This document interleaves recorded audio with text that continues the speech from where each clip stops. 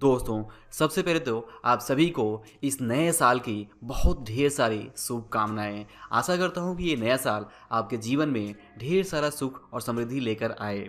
और दोस्तों, जैसा कि आप जानते हैं कि फाइनेंशियल सक्सेस के लिए फाइनेंशियल डिसिप्लिन होना बहुत ही ज़्यादा इम्पॉर्टेंट है। और आज का ये वीडियो भी हमें यही मैसेज देता है और बताता है कि आमदनी से पहले ही खर्च करना हमें बंद करना होगा, यानी कि हमें रोकना होगा। क्योंकि आमदनी से पहले ही खर्च करते रहना ये फाइनेंशियल डिसिप्लिन की निशानी नहीं है। और अगर हम फाइनेंशियल डिसिप्लिन नहीं रहेंगे तो हमारे लिए फाइनेंशियल सक्सेस हासिल कर पाना काफ़ी ज़्यादा मुश्किल होगा। तो अगर आप सच में फाइनेंशियल सक्सेस चाहते हैं तो आपको इस चीज़ को समझना होगा और आमदनी से पहले जो खर्च करने की हमारी हैबिट्स है उसे बदलना होगा। तो इस नए साल के मौके पर आप इस फाइनेंशियल डिसिप्लिन को ज़रूर अपनी लाइफ में इम्प्लीमेंट करिए और आप देखेंगे कि इससे आपकी लाइफ में काफ़ी ज़्यादा पॉजिटिव बदलाव आएंगे।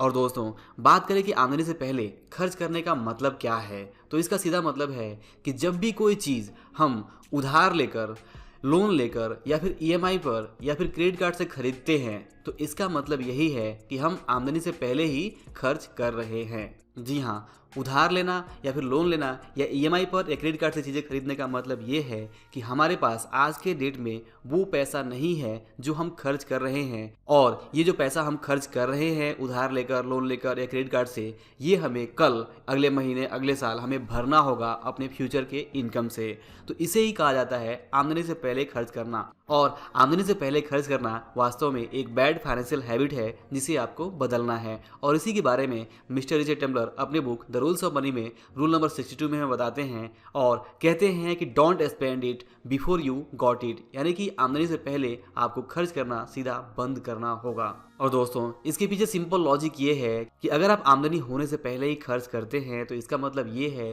कि या तो आप उधार ले रहे हैं, या तो आप लोन ले रहे हैं, या फिर आपने ईएमआई किया हुआ है, या फिर आपने क्रेडिट कार्ड से खर्च किया हुआ है और कल आपको इसे पे करना होगा। और मोस्ट प्रोबेबली 90% केस में आपको वहाँ पे ब्याज चुकाना ही पड़ेगा। ब्याज के साथ में कुछ और भी चार्जेस और कुछ और भी एक्स्ट्रा टैक्सेस आपको पे करने होंगे जो आप नॉर्मल केस में पे नहीं करते थे। अगर आपके पास खुद के पैसे होते थे तो आपको ना तो ब्याज भरना पड़ता, ना ही वो दूसरे चार्जेस और टैक्सेस पे करने होते। और क्योंकि आप उधार लेकर खर्च कर रहे हैं, लोन लेकर खर्च कर रहे हैं, तो वहाँ पे अलग अलग चार्जेस आपको पे करने पड़ते हैं और ये एक एक्स्ट्रा फिजूल खर्ची है जो आपको करनी पड़ती है। तो ये पहला और बड़ा कारण है कि अगर आप अपने फ्यूचर में होने वाली आमदनी के अगेंस्ट में उधार लेकर, लोन लेकर अगर चीज़ें आज खरीदते हैं तो उस पर आपको ब्याज चुकाना पड़ेगा। इसके बाद जो दूसरा बड़ा रीजन है वो है कि इस आदत के कारण से आप बड़ी ही आसानी से कर्ज के जाल में फंस सकते हैं। जी हाँ, मान लीजिए कि अगर आपने फ्यूचर के इनकम के अगेंस्ट में आज खर्च कर लिया, आज आपने मान लीजिए कि एक 50,000 रुपये अमाउंट खर्च कर लिए और आपको पता है कि अगले 3 महीने या 6 महीने में आप इतना कमा सकते हैं। लेकिन मान लीजिए किसी वजह से आपके काम में कुछ प्रॉब्लम आती है और आपको वो इनकम नहीं होती है, तो आपने ये जो आज खर्च किया है वो पैसा आपको कोई दूसरा लोन लेके भरना पड़ेगा। इस तरह से एक लोन भरने के लिए दूसरा लोन और दूसरे को भरने के लिए हो सकता है तीसरा लोन, और इस तरह से आप बड़ी ही आसानी से कर्ज के जाल में फंसते चले जाएंगे। आप ब्याज चुकाते रहेंगे, आप ईएमआई भरते रहेंगे और इस तरह से आपकी जो ज़िंदगी है वो चलती रहेगी। और इसके बाद तीसरा बड़ा कारण है कि हो सकता है कि आज आप खर्च करते हैं तो आपको खुशी मिल जाए, लेकिन इस खुशी के बदले आपका जो फ्यूचर का रोमांच है वो खत्म हो जाएगा। क्यों? क्योंकि फ्यूचर में जो इनकम होगी वो तो आपको आज के खर्च के लिए चुकाना पड़ेगा। जो आपने पास्ट में खर्च किए हैं उसके लिए आपको फ्यूचर में जो भी इनकम होगा उससे आपको चुकाना पड़ेगा।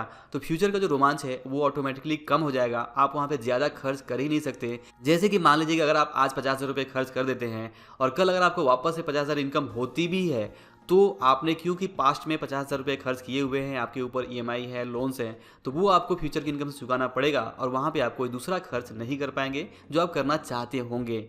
तो इस तरह से आप देखेंगे कि आमदनी से पहले अगर आप खर्च करते रहते हैं तो इससे आप हो सकता है कि आपको आज की खुशी मिल जाए, लेकिन आपका जो फ्यूचर का रोमांच है, जो एक्साइटमेंट है, वो खत्म हो जाएगा। इसके बाद चौथा बड़ा कारण कि क्यों आपको आमदनी से पहले ही खर्च नहीं करना चाहिए वो ये है कि इस आदत के कारण से आप बड़ी ही आसानी से रैट रेस यानी चूहा दौड़ में फंस सकते हैं। जैसा हमने पहले देखा कि इस आदत के कारण हम कर्ज के जाल में फंस सकते हैं और कर्ज के जाल में फंसने का मतलब ये है कि आप वहाँ पे बाउंडेड हैं, आप वहाँ पे एक रैट रेस में फंस चुके हैं और आपको काम इसलिए करना पड़ेगा क्योंकि आपके ऊपर ईएमआई का बोझ है, लोन्स का बोझ है और जो काम आपको पसंद नहीं भी होगा, वहाँ से आपको कुछ हासिल नहीं भी हो रहा होगा, तो भी मजबूरी में आपको वो काम करना पड़ेगा। क्योंकि अगर आप वो काम नहीं करेंगे तो आप वो लोन्स नहीं चुकाएंगे और इस इससे आपको दूसरे बुरे परिणाम भुगतने पड़ेंगे। तो उन बुरे परिणामों से बचने के लिए आपको मजबूरी में अपना काम कंटिन्यू रखना होगा और वहाँ से जो इनकम होगा उससे आप पुराने खर्च चुकाएंगे और हो सकता है कि ये जो सिलसिला है वो चलता रहे और आप इस तरह से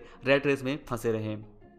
तो ये चौथा बड़ा कारण है कि आपको आमदनी से पहले ही खर्च करने से बचना चाहिए। इसके बाद पांचवा बड़ा कारण है कि अगर आप ये आदत नहीं बदलते हैं तो आप फाइनेंशियल फ्रीडम को भूल जाइए, क्योंकि इस आदत के कारण से आपकी जो फाइनेंशियल प्लानिंग है वो चौपट हो जाएगी। आपका जो इन्वेस्टमेंट का प्लान है वो आप नहीं कर पाएंगे प्रॉपर तरीके से। दूसरे जो भी आप इन्वेस्टमेंट कर सकते थे अपने इनकम से वो आप नहीं कर पाएंगे, क्योंकि आपका मैक्सिमम इनकम का जो हिस्सा है वो पुराने लोन्स को चुकाने में ही चला जाएगा और इस तरह से आपकी जो फाइनेंशियल प्लानिंग है वो काफ़ी चौपट हो सकती है और आपके लिए फाइनेंशियल फ्रीडम हासिल कर पाना काफ़ी ज़्यादा मुश्किल होगा। तो ये एक पांचवा बड़ा कारण है। दोस्तों ध्यान दीजिए कि इससे पहले भी हमने देखा हुआ है कि दो तरह के कर्ज होते हैं, दो तरह के लोन्स होते हैं, दो तरह के डेट्स होते हैं। एक होता है अच्छा कर्ज, एक होता है बुरा कर्ज। बुरा कर्ज वो होता है जो कर्ज लेने से हमें कोई इनकम नहीं होती है, कोई भी एक्स्ट्रा इनकम नहीं होती है, उल्टा हमारे वहाँ पे खर्च होते हैं।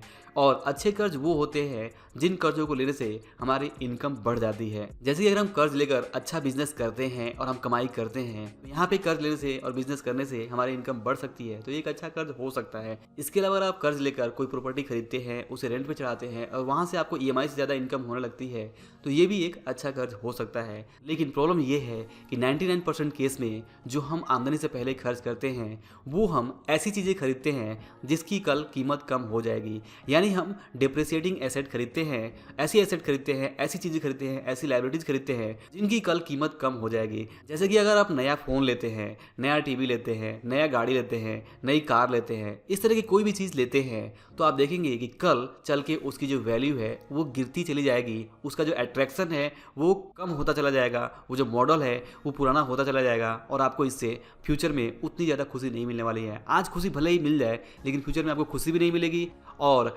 आप उसका जो वैल्यू है वो भी कम होता चला जाएगा। और इस तरह से 99% केस में जो हम आमदनी से पहले खर्च करते हैं लोन्स लेकर, ईएमआई लेकर या फिर उधार लेकर, तो वो एक बुरा कर्ज ही साबित होता है और इसीलिए आपको इस बैड फाइनेंशियल हैबिट से अपने आप को बचाना है। तो अब सवाल ये आता है कि आप इसे कैसे रोकेंगे, यानी कि कैसे आप आमदनी से पहले ही खर्च करने से अपने आप को रोकेंगे। तो दोस्तों सबसे पहले आपको मिस्टर वॉरेन बफे का ये कोट जरूर याद रखना होगा कि if you buy things you don't need you will soon selling the things you need. मतलब ये है कि अगर आप ऐसी चीज़ें खरीदते रहे जिनकी आपको सच में ज़रूरत नहीं है, तो जल्द ही इस आदत के कारण से आपको वो चीज़ें बेचनी पड़ेंगी जो आपकी ज़रूरत है। तो यहाँ पे लेसन ये है कि आपको अपनी ज़रूरतों को समझना होगा। आपको कुछ खरीदने से पहले इंतज़ार करना होगा और चीज़ें आप तभी खरीदें जब वो सच में ज़रूरी हो, जब सच में उनके बिना आपका काम नहीं चल सकता। तो ये पहला और बहुत ही इंपॉर्टेंट टिप है जो आपको याद रखना होगा कि आपको अपनी ज़रूरत को समझना होगा। जब भी आपके दिमाग में कुछ नई चीज़ खरीदने का चुल आए तो उस वक्त आपको थोड़ा इंतज़ार करने की ज़रूरत है। आपको अपनी ज़रूरतों को समझने की ज़रूरत है, आपको अपनी वास्तविक ज़रूरतों को समझने की ज़रूरत है। आप ये भी और आपको ये सोचने की ज़रूरत है कि क्या उसके बिना आपका काम नहीं चल सकता। अगर नहीं चल सकता तो आपको थोड़ा अरेंजमेंट करना होगा और वहाँ पे फिर भी आप थोड़ा इंतजार करके ही उस चीज़ को खरीदिए, तभी आप एक बेटर फाइनेंशियल डिसीजन ले पाएंगे। इसके बाद दूसरा टिप ये है कि आपको खरीदने से पहले ये सवाल करना होगा कि क्या आप जो खरीद रहे हैं वो इस काबिल है कि उसे खरीदने के लिए ब्याज, इंटरेस्ट चुकाया जाए और अपने फ्यूचर को दांव पे लगाया जाए। अगर ऐसा है कि वो चीज़ इस काबिल है कि आप उसे खरीदते हैं और उस पर आप ब्याज चुकाने को रेडी हैं और आप फ्यूचर को दाव पे लगा सकते हैं, तो आप वो चीज़ खरीद सकते हैं। अदरवाइज आप इस तरह की चीज़ों को खरीदने के लिए अवॉइड कर सकते हैं। इसके बाद तीसरा टिप ये है कि आपको रिस्क को ध्यान में रखना होगा। यानी जब भी कोई ऐसी चीज़ खरीदे जिसके लिए आप लोन ले रहे हैं और फ्यूचर की इनकम को दाव पे लगा रहे हैं, तो आपको यहाँ पे जो रिस्क है वो समझना होगा। रिस्क ये है कि कल अगर कुछ गड़बड़ होता है, परिस्थितियाँ बदलती है, आपके जॉब में कुछ प्रॉब्लम आती है, आपके बिजनेस में कुछ प्रॉब्लम होता है, आपकी इनकम डाउन होती है, तो उस वक्त क्या होगा। या फिर मान लीजिए कि अगर आपका बिजनेस सही चलता है, आपकी जॉब भी सही चलती है, लेकिन कल आपकी जो ज़रूरतें हैं वो बढ़ जाती हैं, कुछ अचानक से नई ज़रूरतें आ जाती हैं, कुछ इमरजेंसी आ जाती है, तो उस वक्त आप चीज़ों को कैसे मैनेज करेंगे, क्योंकि आपको पुराने लोन्स को चुकाना है और उस नए खर्च को भी मैनेज करना है। तो ऐसे में बहुत मेसअप हो सकता है, आप बहुत परेशानी में फंस सकते हैं। इसके अलावा चौथी चीज़ ये है कि आपको ये समझना होगा कि क्या आज की खुशी के लिए आने वाले कल की खुशी का समझौता करना सही है या नहीं।